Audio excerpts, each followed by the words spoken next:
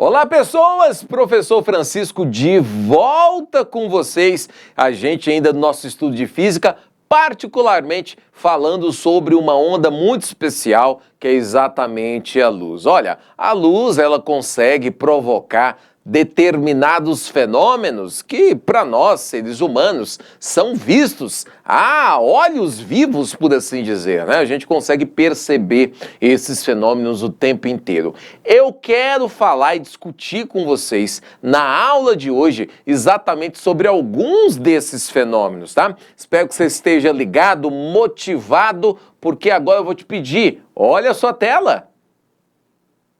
Beleza, então vamos falar de alguns fenômenos aqui luminosos, importantes, para a gente conseguir compreender melhor tudo o que a gente vem falado a respeito da luz, tá bem? Então, primeira coisa, um fenômeno óptico que sempre a gente vai apreciar é a reflexão. A reflexão, ela pode ser de dois tipos, né? Ela pode ser regular ou pode ser difusa, dos dois tipos. O que no final das contas é a reflexão? A reflexão seria basicamente o seguinte: a luz, ela incide, sai de um meio, bate numa determinada superfície e ela reflete de volta para uma superfície, tá? Uma reflexão regular, por exemplo, ela é vista com muita tranquilidade em espelhos. É fácil você ver reflexões regulares em espelho, ou seja, a luz bate no espelho, não é? E retorna. Então isso daí seria uma reflexão regular. Uma forma que nós temos para poder desenhar, não é, uma reflexão regular seria a seguinte, olha aqui comigo. Um jeito que dá para fazer seria através aí de uma superfície qualquer, digamos que esse aí seja o espelho, né? Essa superfície, esse risco preto. Então todos esses raios em vermelho, eles estão saindo de uma fonte luminosa, tá?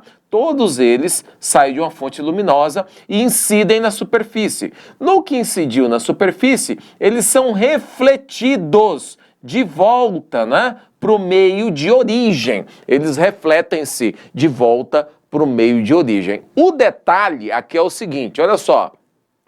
Esse raio que está incidindo, a gente vai chamar ele de raio incidente, tá? O raio que está saindo, a gente chama ele de raio refletido, só para poder não confundir uma coisa com a outra, tá? Isso é uma reflexão regular. Veja que aqui, no caso dessa reflexão regular, né, você tem aí os feixes de luz, eles estão sendo refletidos de forma bem tranquila, bem regular, né? O espelho, ele é mestre para poder fazer esse tipo de reflexão, que a gente diz que é uma reflexão até bem comportada, né? Mas para além, né, da reflexão regular, eu falei que você tem um outro tipo. Daqui a pouco eu te mostro que tipo é esse, né? Como eu disse para você, eis aí o representante máximo de uma reflexão regular. Esse é um espelho do tipo, gente, espelho plano. É o espelho que a gente usa nas penteadeiras, não é? Que a gente usa em nossos banheiros para ver se estamos saindo de lá belos, bonitos e cheirosos, ou seja, eles vão, né, produzir uma imagem especular, uma imagem que tende a ser idêntica ao objeto que está na frente desse espelho. Mas nem todo espelho, não é um espelho plano como esse. Você tem espelho também que utilizado até no transporte público, como esse daqui. Esse espelho é chamado de espelho esférico. Ele é praticamente uma calota. Espelho esférico vai ter a superfície reflexiva do espelho de dois tipos. Ou ele pode ser côncavo, né? Você pega a sua mão e faz uma conchinha, aqui seria a superfície refletora do espelho, espelho côncavo, ou pode ser como esse que eu mostrei na figura para você, ele pode ser convexo, né?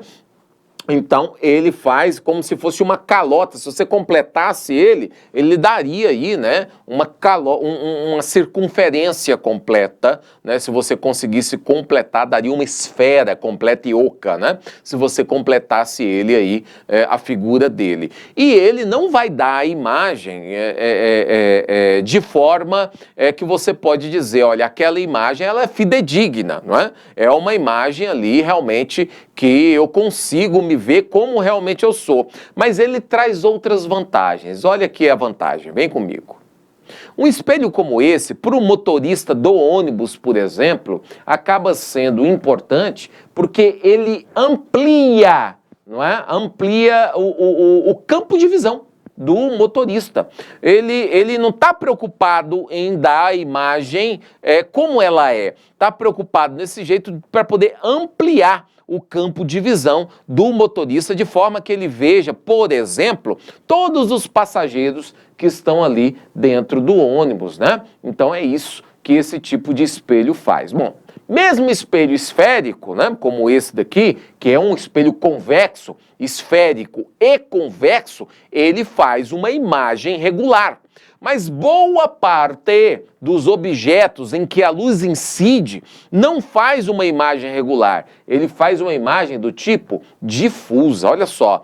Por exemplo, a luz batendo na sua carteira, em uma mesa, na porta ou mesmo nas paredes, por mais lisa que pareça ser, a luz, quando ela reflete-se, ela vai refletir de forma difusa, como essa que vocês estão vendo na representação desses feixes luminosos que estão aí na imagem, tá? Então, a reflexão é difusa porque ela vai ser irregular naquele meio. Ocorre o seguinte, olha só. A maioria dos objetos que nós temos no dia a dia, embora eles possam parecer que são bem lisos, eles não são. Eles são repletos de rugosidade. Então, quando a luz incide naquele meio, ele não vai refletir esse regularzinho da forma que eu mostrei aqueles feixes luminosos iniciais. Ele reflete em todas as direções. Qual que é a grande vantagem? Um objeto que está aí de frente para você pode ser visto sob vários ângulos, né? Como a reflexão é difusa, você pode estar atrás, na frente do objeto, que você consegue observar esse objeto. Reflexão difusa tem essa grande vantagem. Então, nesse caso, ainda bem que as coisas, a maioria das coisas, acaba se refletindo de forma difusa, como essa daí, tá bom? Volta aqui na tela comigo. Maravilha, então é isso, né? Esse daí é o tipo de reflexão. Entretanto, você já se perguntou por que um objeto tem uma cor azul, outro objeto tem uma cor avermelhada, outro alaranjada, outro verde e por aí vai? O que dá a cor, né, dos objetos, a cor das coisas, né? Eu vou falar para você qual que é a teoria da cor relacionada à luz. Veja, o que eu vou te contar não é uma aula de arte, nem uma aula de química, tá? Que envolve mistura de pigmento. Eu vou te dizer como é que a luz ela consegue dar para nós a sensação de cor dos objetos. Lê aqui comigo. A cor que um corpo apresenta por reflexão é determinada pelo tipo de luz, não é, que esse corpo está refletindo. Um exemplo, só para a gente entender, um corpo, ao ser iluminado pela luz branca, que contém todas as cores, apresenta-se vermelho, porque ele reflete a luz vermelha e absorve as outras cores, né? Um corpo iluminado pela luz branca se apresenta branco porque reflete todas as cores, e um corpo negro absorve todas as cores. O círculo vermelho você vê porque ele então absorve as outras cores e só reflete o vermelho. O círculo branco, né, que você está vendo agora na tela, e se apresenta dessa forma porque ele consegue refletir ao mesmo tempo todas as cores. Professor, não entendi bulhufa do que você falou. Tem como explicar melhor? Vou tentar, vem comigo. Imagina o seguinte, tá?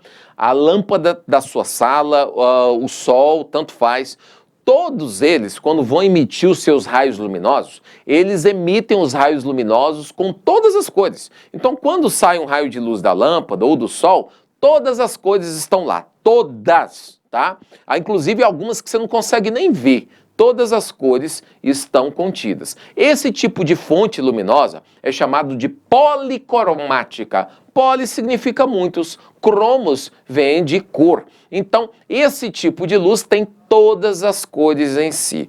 Por que que eu consigo, por exemplo, enxergar essa almofada aqui, ó, verdinha, nesse caso aqui? O pigmento aqui na almofada verde é tal que faz com que a luz incida na almofada, tá? E aí absorve todas as cores aqui, todas as cores da luz e só consegue refletir uma cor para o seu olho. Ela vem e reflete para o seu olho apenas a cor verde, tá? Então é assim que acontece. Tá saindo da lâmpada lá, né, todas as cores. E aí, quando chega aqui na almofada, a almofada tem uma propriedade que é dela, que absorve todas as luzes e só consegue refletir uma para o seu olho. Reflete apenas a cor verde, tá? Professor, e se a lâmpada fosse uma lâmpada vermelha, que só emitisse a cor vermelha? Sabe a cor que você veria essa almofada? E já foi testado isso, é verdade, tá? A cor que você veria essa almofada ia ser preta. Ué, como assim, professor? Olha, você já sabe que a propriedade dessa almofada é refletir a cor verde. Então, se está chegando aqui apenas a cor vermelha, o que que vai fazer? A almofada absorve o vermelho e não consegue refletir nada para o seu olho. O seu olho interpreta a cor preta como sendo aquilo que não pôde ser refletido para você. Aquilo que não chegou aos seus olhos fica na cor preta, tá? O preto, no fundo é isso. Todas as coisas que você tem aí ao redor que são na cor preta são objetos que estão absorvendo a luz. Por isso que a gente diz que a cor preta esquenta mais, porque a cor preta ela consegue absorver a luz com muito mais facilidade. É por isso. Por outro lado, a cor branca, como o círculo aqui na tela, volta aqui para mim. Não só o círculo, né? A própria tela, quase o pano de fundo ali da tela, tá uma cor bem clarinha, branca, né? O círculo branco, você o vê branco, porque é a luz policromática, ou seja, a luz que você tem aí no seu dia a dia, incide no pigmento branco e quando reflete, ele reflete todas as cores ao mesmo tempo. Reflete para você todas as cores ao mesmo tempo, tá? Sim, a cor branca, no fundo, é a reflexão de todas elas ao mesmo tempo. Quando você mistura do ponto de vista luminoso, cuidado, né? Do ponto de vista da arte e da química, não. Do ponto de vista luminoso, quando você mistura todas as cores, o seu olho interpreta como branco. Tá? O branco vai ser essa mistura luminosa de tudo. O preto, voltando nesse assunto, a cor preta, ela vai ser então a absorção de todas essas luzes e daí não chega nada no seu olho, tá bom? Bom, como eu falei para você, isso tem uma aplicação bem bacana, olha aqui comigo na tela. A aplicação, como nós já vimos mencionado, tá? É relacionado exatamente à questão dos pigmentos que a gente tem aí para poder utilizar no nosso dia a dia, por exemplo, numa camiseta como essa. A gente sabe que a cor preta, os raios ali estão incidindo, só que ela não consegue refletir raio nenhum. A cor preta absorve esses raios luminosos, né? Qual que é a grande consequência? A grande consequência é que pode provocar, né, um aquecimento maior por conta simplesmente do pigmento. Por isso que em dias muito quentes, sugere-se que a cor, você não utilize, né, ao passear ao sol, não utilize aí camisetas de pigmento preto, exatamente porque vai absorver energia e deve fazer um calorão aí no seu corpício, beleza? Então é isso. Bacana essa questão das cores, né? Isso era conhecido desde a época de Isaac Newton. Existe inclusive um experimento bem bacana, fácil de fazer, chamado de disco de Newton. Qualquer coisa, procura aí nas internets da vida, que você vai gostar bastante do experimento de disco de Newton. Ele prova por que a cor branca é essa mistura de cores, tá bom? Professor Francisco vai ficando por aqui, te agradecendo de coração a sua paciência de sempre e te dizendo, quando a gente for falar de física, aqui no estado de Goiás. Tamo junto. Um abraço, até logo. Tchau, tchau.